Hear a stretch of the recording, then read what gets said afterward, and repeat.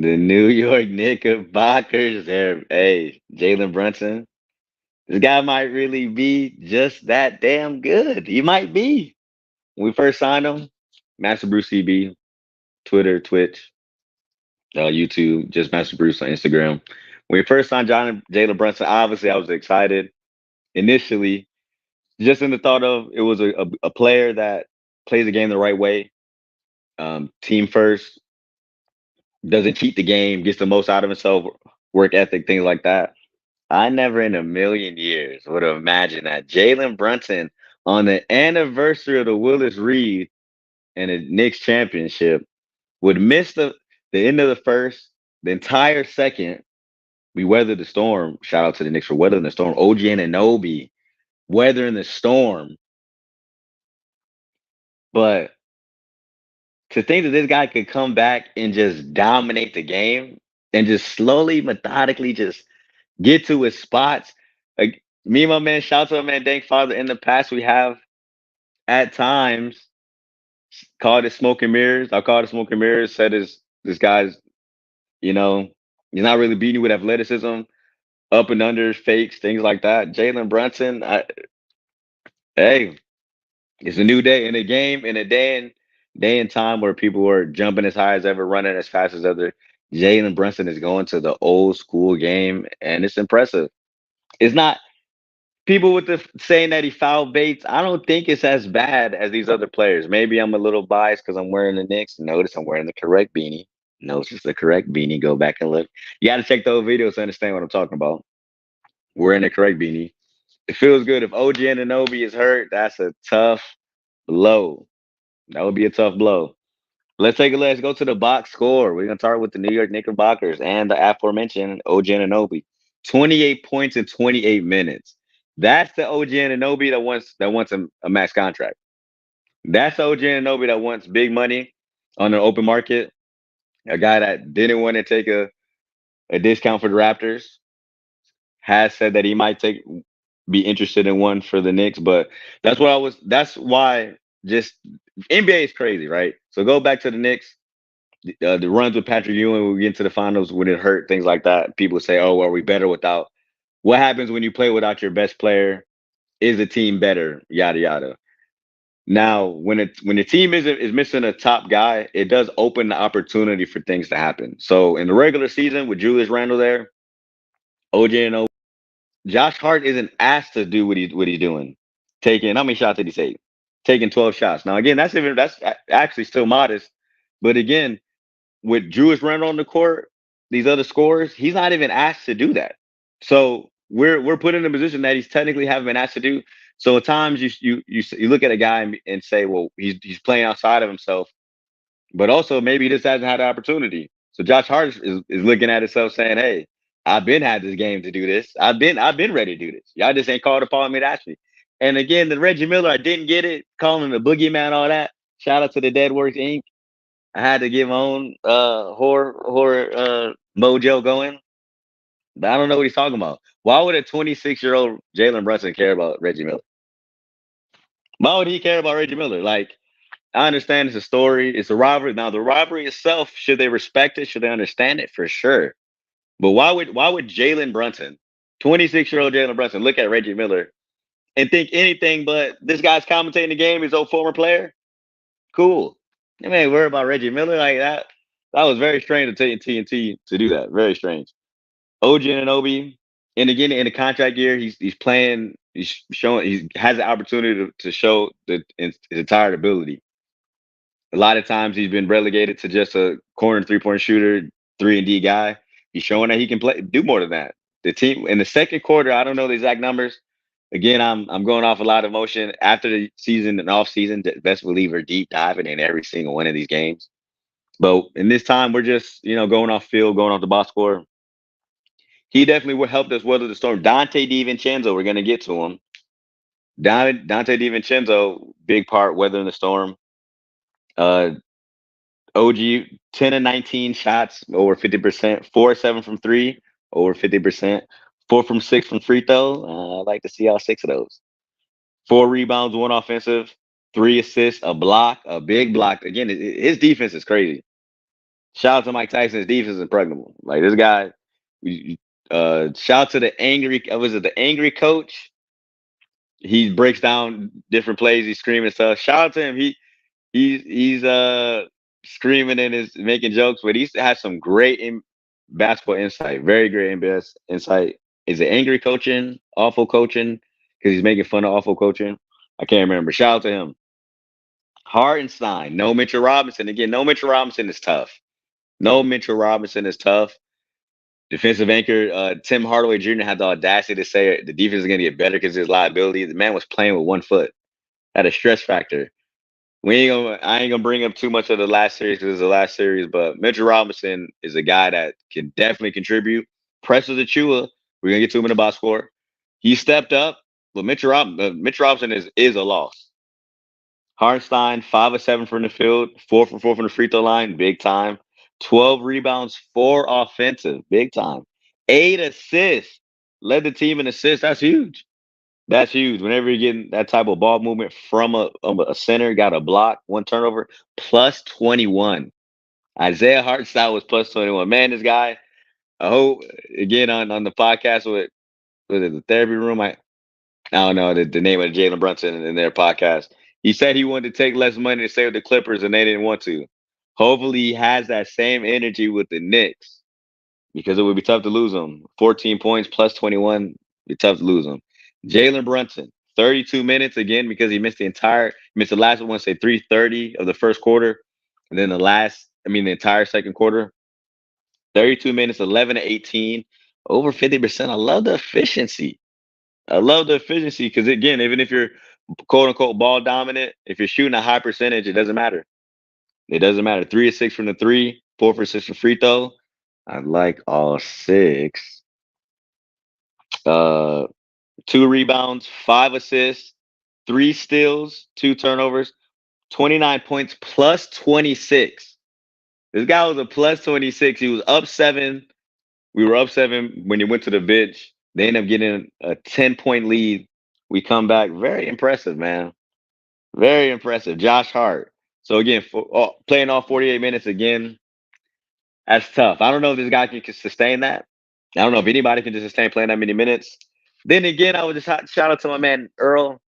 I was talking about it. I mean, these guys work out for 3 to 4 hours at a time, and then consecutive. Like, and again, the NBA workout, a professional workout, you're pretty much working in a 4-hour workout. You're working on what, 3 hours and 10 minutes of that, with 30 of stretching, and maybe say another 20 and breaks in between. So you're working more than 48 minutes of a basketball game. So it always kind of caught. I mean, again, I understand. I'm not crazy enough to say that the minutes don't play a factor, but just as I mean, I don't know. We'll see. We'll see. Young guys, the guys under 30. We'll see. 8 of 12, 1 of 3 from three, 2 for 2 from the free throw line. 15 rebounds. 6'4" Josh Hart, 15 rebounds. That's crazy. 2 offensive, 7 assists, a steal, a block, 5 turnovers, but was still a plus 9, 19 points. Josh Hart again. You're able to step up with guys. There's more opportunities with guys out the way. Dante DiVincenzo, White Dante, the Italian stallion. 44 minutes, 10 to 20 from the field. Again, the efficiency. You got to love it. The fact that he took 20 shots is amazing. Amazingly beautiful. Because again, again, Dante DiVincenzo, a guy 5 years, $50 million contract, a guy that you don't really expect to start, you expect to come off the bench. But when the opportunity calls, you get a chance. 6 of 12 from three. The guy hit 6 threes in a second round of a playoff game. Love to see it. 4 rebounds, 2 offensives. I'm sorry. 6 rebounds, 2 offensive, 4 assists, a steal, a turnover, plus 15, 28 points. 28 points from Josh, OG Nananobi, and Dante DiVincenzo. That's huge. That's huge, especially when we only get, spoiler alert, 12 points from the bench. It's tough. It's tough. I mean, again, especially if OG is hurt, Alec Burks, he's going to have to play. Shake Milton, I wouldn't be shocked if he gets some burn. Wouldn't be shocked if he gets a little burn. Precious Achua, 28 minutes, 4 for 5 from the field. Big time. 5 rebounds, 3 offensive. Big time. With Mitchell Robinson hurt, he was a negative 14, which is tough. But when Mitchell Robinson hurt, we needed give Hartenstein some time, and they played together a little bit too. Deuce McBride has not had a good. When we hit a big three in game one in the fourth quarter, but I haven't seen much from this series so far. Looking to see him to have at least a 7 point game. You know what? I feel like I'm gonna stick my chest out. He's gonna average at least 7 for the rest of the series.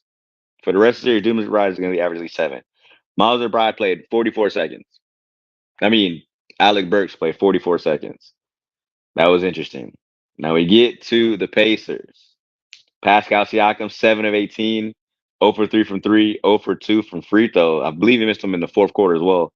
9 rebounds, 5 offensive, 2 assists, a block, -9, 14 points. Definitely expect more for him. Naismith, only 6 points. Turner, Naismith, 2 of 7, 2 for 6 from the field. I mean, from 3, 1 rebound, 2 assists, 1 steal. Was ineffective. Turner, 31 points. After that big game one, only 3 of 11, 0 for 2 from 3, 0 for 1 from free throw, 7 rebounds, 2 offensive, an assist, a block, -21, 6 points. That's tough. Nembhard played very efficient, 7 of 9, 1 of 3. He looked really aggressive, really comfortable. I'm happy they went away from him, and I'm happy he only took 9 shots because the fact that he made 7 and only took 9, and Naismith took 7 and only made 2, little stuff like that. I like to see it. I like to see it. Nembhard again the 4 assists, but he was a -21, 15 points. Tyrese Halliburton, definitely expected him to have a big game, much bigger game after having a terrible game one. Still didn't have a crazy efficient second half. Nah, I take it back. I think he still had like 14, which is still. I mean, I don't know. I think I go back and look. Again. We're gonna deep dive later. Stay tuned. Put the post notifications. Like, comment, subscribe. We're gonna keep them coming. We're gonna keep pumping them out. Tyrese Halliburton, 11 of 19, 7 of 11 for 3, and he hit a lot of threes that were kind of like big momentum threes too. Like that really were like a punch in the gut. Like we're here to stay threes. 5 from 6 from the free throw line, 6 rebounds, 2 offensive, 9 assists. He was getting people involved very well, getting guys very easy shots. That's what you like to see. And I haven't mentioned it. Tyrese Halliburton, if you go back and look in the MasterBruceCB, I definitely have mentioned his name a lot. Probably mentioned his name more than any non-Knicks player because we should have drafted him instead of Obi Toppin.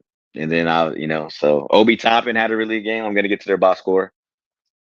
I mean, I'm gonna get to his Tyrese Halliburton, -17, 34 points, 9 assists with -17. Very interesting. Very interesting. So again, every starter was a negative. Siakam -9, Naismith -19, Turner -21, Nembhard -21, Halliburton -17. Everyone on the bench was a plus.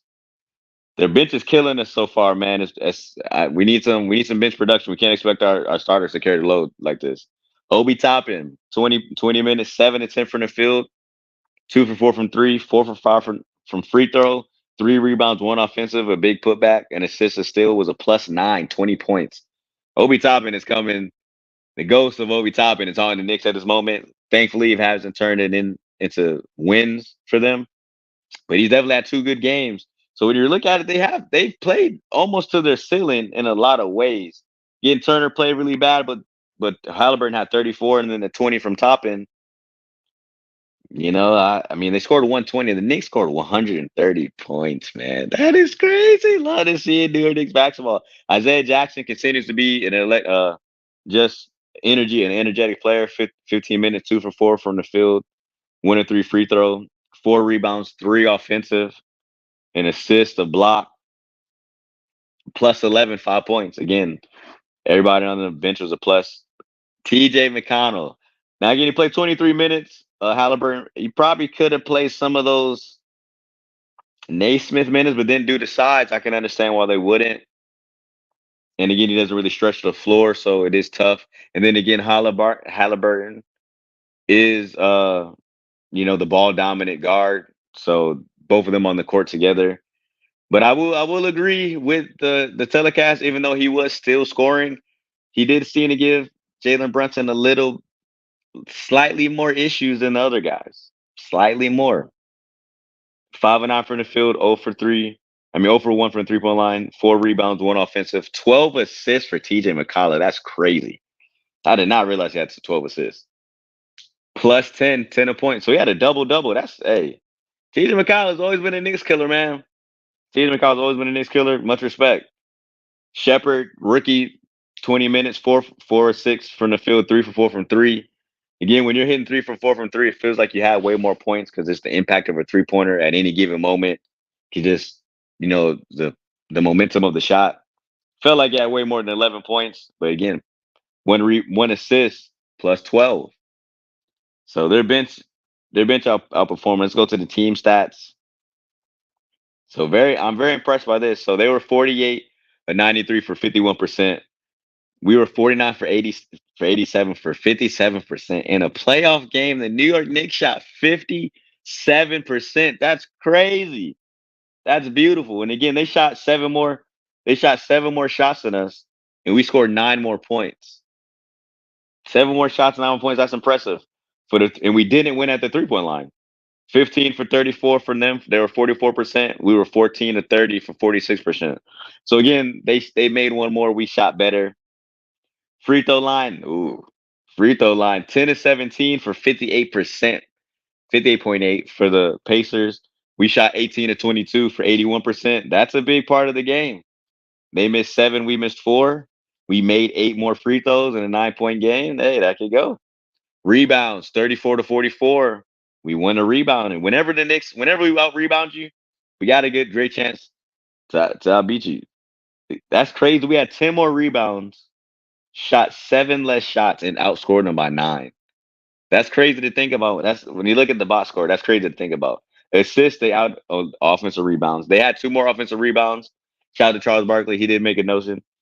At least 5 of those rebounds came in the fourth quarter for sure. I love how we battle on the boards. The game is never over. There's a couple times they went out to the double digits, just had leads, but you just never felt like they were going to win. As far as the Pacers, you always felt like the Knicks were going to come back. Again, defensive rebounds 32 to 20, assists 20 to 33, 28 to 33. I apologize. Pacers blocks both had 5 turnovers. We had 11 to their 9, 9-11. Both had 14 points off turnovers. Fast break points there, 10 to 9.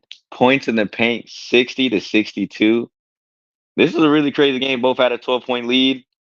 Again, the fact that we shot 7, this was a really weird box score, but just passion. New York Knicks basketball is beautiful to see. I'm just living in the moment. OG Anunoby, I hope he's healthy. I don't know.